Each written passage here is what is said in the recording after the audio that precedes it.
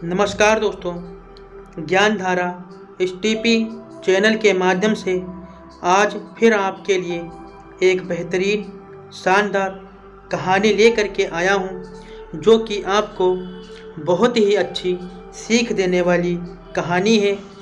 इसलिए इस कहानी को पूरा सुनें और वीडियो को अंत तक देखें, कहीं पर भी स्किप ना करें, क्योंकि यह ओशो की कहानी है और ओशो की कहानियाँ हमें जीवन में बहुत कुछ सिखाती हैं।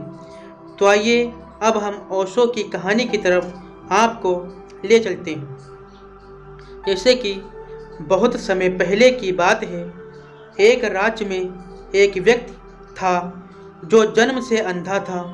वह मेहनती और ईमानदार था, लेकिन एक झूठे आरोप में उसे अपराधी मान लिया गया और जन्म भर की कैद की सज़ा सुनाई गई।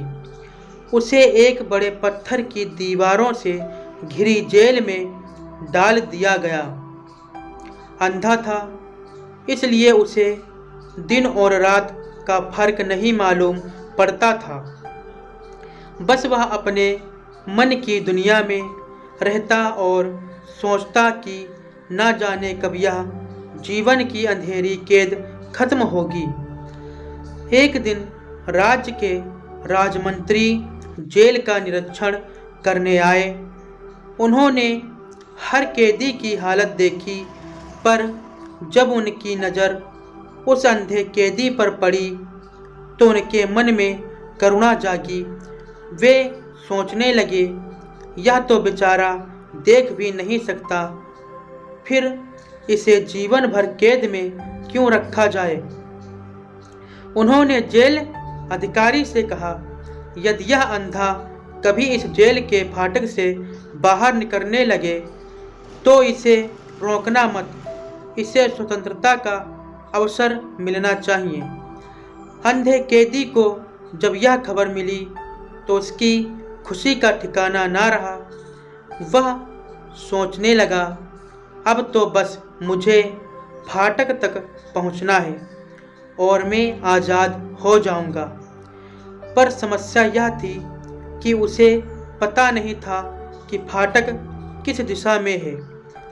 उसने उपाय सोचा, मैं दीवार पकड़कर चलूंगा, एक एक कदम सावधानी से बढ़ाऊंगा।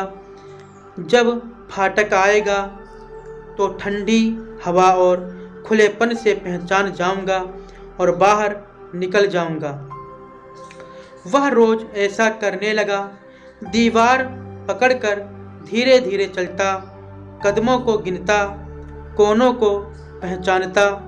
उसे यह भी मालूम था कि फाटक के पास फव्वारे लगे हैं जिनसे ठंडी हवा आती है।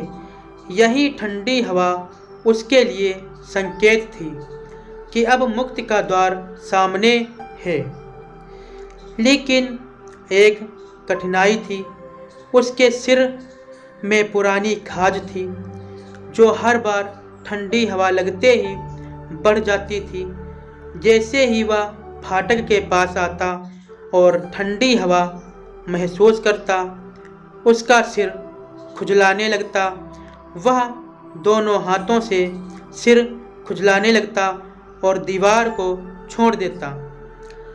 इसी दौरान चलते चलते वह फाटक पार कर जाता और फिर जेल का पूरा चक्कर लगाना पड़ता।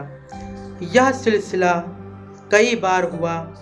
हर बार वह फाटक के पास पहुंचता, लेकिन अपनी खुजली में उलझकर दीवार छोड़ देता और अवसर खो देता। उसे लगता कि यह प्रयास कर रहा है, लेकिन भाग्य उसका साथ नहीं दे रहा।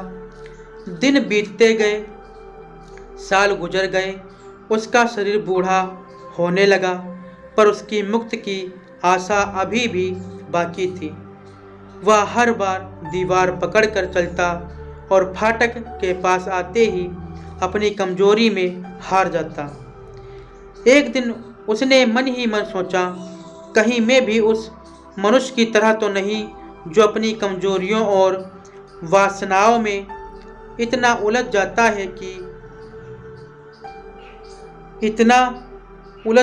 है कि मुक्त का द्वार सामने होते हुए भी उसे पहचान नहीं पाता।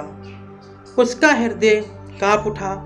उसने महसूस किया कि असली कैद तो शरीर की नहीं, मन की होती है। दीवारें तो बाहरी हैं, लेकिन जो दीवार मन ने बनाई है, लोभ, मोह, वासना और तृष्णा की, वही सबसे मजबूत जेल है। वह सोचने लगा, यह जेल तो केवल प्रतीक है। असली मुक्ति तो तब होगी जब मैं अपने भीतर की अंधकार को दूर कर पाऊंगा। उस दिन उसने दीवार पकड़ी और प्रण लिया कि चाहे कुछ भी हो जाए, वह अब दीवार नहीं छोड़ेगा। वह धीरे धीरे फाटक की ओर बढ़ा। ठंडी हवा आई। खाज ने सिर में जलन पैदा की, लेकिन उसने धैर्य रखा। उसने सोचा, यह खुजली मेरी परीक्षा है। यदि मैं इस पर विजय पा लूं तो यही मेरा उद्धार है। नवनीत। कदम दर कदम बढ़ते हुए उसने आखिरकार फाटक पार कर लिया। पहरेदारों ने उसे नहीं रोका, क्योंकि राजमंत्री की आज्ञा थी। वह पहली बार खुले आसमान के नीचे पहुंचा। सूरज की किरणें उसके चेहरे पर पड़ी। वह देख नहीं सकता था, पर उसके हृदय ने उजाला महसूस किया। वह मुक्त था, केवल शरीर से नहीं, मन से भी। तो अब ओशो की शिक्षा नीति यह कहती है कि यह कहानी केवल उस अंधे कैदी की नहीं है, यह हर मनुष्य की कहानी है। हम सब जीवात्मा उस अंधे की तरह हैं जो इस शरीर रूपी जेल में बंद हैं। मुक्त का फाटक हमारे सामने होता है, ज्ञान, भक्ति, प्रेम और आत्मा नियंत्रण के रूप में। पर जब मुक्ति का अवसर आता है, तब हम संसार की तृष्णाओं, वासनाओं और लोभ की खुजली में उलझ जाते हैं। जन्म जन्म मुनि जतन कराही, अंत राम कहीं आवत नहीं। कई जन्मों का तब भी व्यर्थ हो जाता है यदि हम अंतिम क्षण में भी अपने भीतर की वासनाओं को नहीं त्याग पाते। इसलिए जब जीवन का फाटक खुले तो मन की दीवार को पकड़े रहो, ध्यान और संयम से चलते रहो। तभी सच्ची मुक्ति मिलती है, बाहर की भी और भीतर की भी। तो दोस्तों, इस कहानी से आपको बहुत अच्छी सीख मिली होगी और मैं ऐसी ही कहानियाँ ओशो की लाता रहूँगा।